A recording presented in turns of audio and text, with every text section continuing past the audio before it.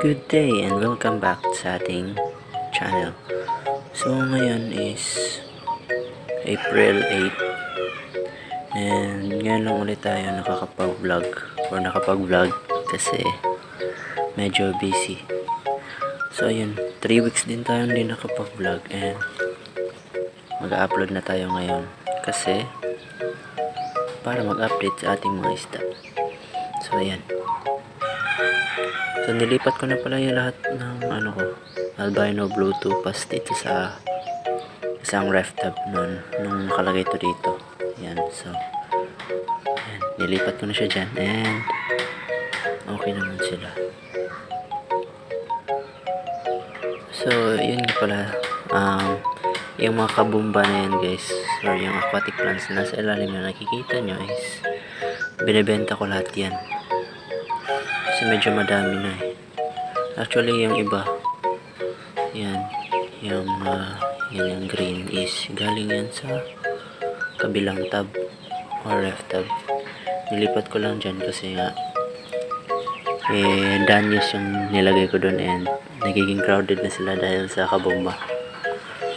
Dito naman yung chops, hindi lang masyadong makita guys, pero yan madami yan, nasa mga 40 plus 40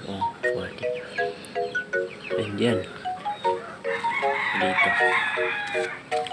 Ito naman yung mga danyos, yung fry noon sa isa kong video. Ayan, malaki na talaga sila. Actually yung iba dyan is nagbibreed na and nilipat ko na sa malaking ref tub. Yan, may mga malalaki pa rin dyan, hindi ko lang nahuli nung una and sa susunod is huhulihin ko sila at ililipat na doon sa malaking tub. Ayan, dito rin makapal na rin yung kabomba and nagbibenta ako ng by pot and by stem. So yung by stem depende, may 5 pesos, mayroon ding 10, pero ngayon pwede ako mag-out ng 5 pesos kahit ganyan kalaki kasi nga makapal na. Yun doon, yun yung mga potted or nakalagay sa isang nakakat na bottle. Yan, bali yung potted naman guys or nasa bottle is 30 pesos or 30. I-out ko na lang ng di pricey para mabilis mabenta. Yan,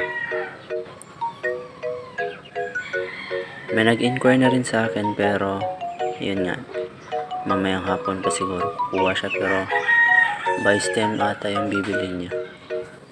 Yan, dito tayo guys.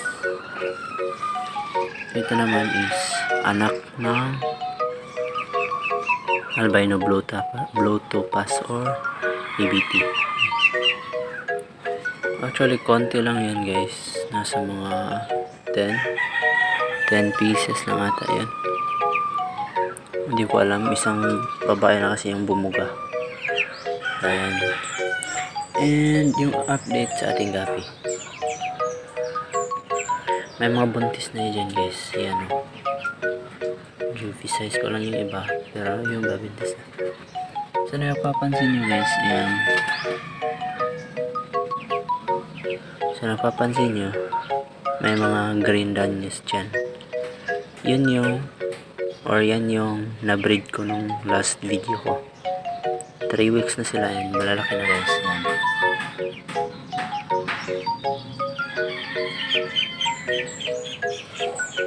hindi naman sila masyadong marami guys, nasa mga 20 pieces or 20 plus. Ayan, to be exact, para hindi ko kasi sila nabilang. Ayan, more on green yan guys.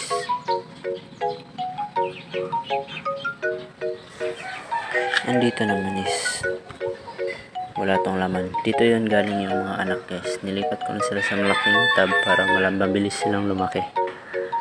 Yan, dito siguro dito ko pa aanakin yung iba kong albino blue topaz kasi may buntis na rin na malapit na mag-drop. And dito tayo sa ating main pan. Dito ko kinuha yung ibang potted kasi nga sobrang kapal. Guys, medyo naiinitan. Yan. So, yan yung mga breeders. Yun nga pala guys, yung mga juvie size yan. Yan yung doon galing sa kabilang tab na nilipat ko na dito. Kasi nga nasa tamang edad na sila and nasa tamang laki na. Pwede na silang sumabay sa breeder.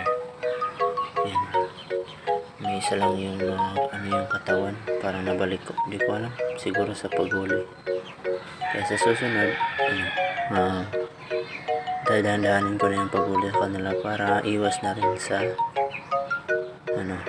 defects or magkabalik ko yung kanilang katawan. Kasi nga guys, sensitibo rin yung katawan ng danyos. Konting lang, madi-defect agad. Yan. So yan yung update natin sa ating backyard, sa ating maliit na istaan. No aerator, just yan. And nga pala guys, may bago tayong nabili na haalagaan na naman. So ayan na, yun yung dalawang itik or Muscovy duck. 2 months pa lang sila guys. Yan, yan 2 months, babae at lalaki. Sana soon makakaparami din tayo niyan. Sa mga nagtatanong guys kung bakit may ko dito is marami akong manok. Ay, konti lang. Nandun yung iba guys, hindi ko lang napapakita. Pero kung may gustong mag-request, pwede ko nang ipakita yung mga manok ko. Konti lang sila guys, di umabot ng 10. So yan muna ngayon ang update natin, and see you sa ating next video. Thank you.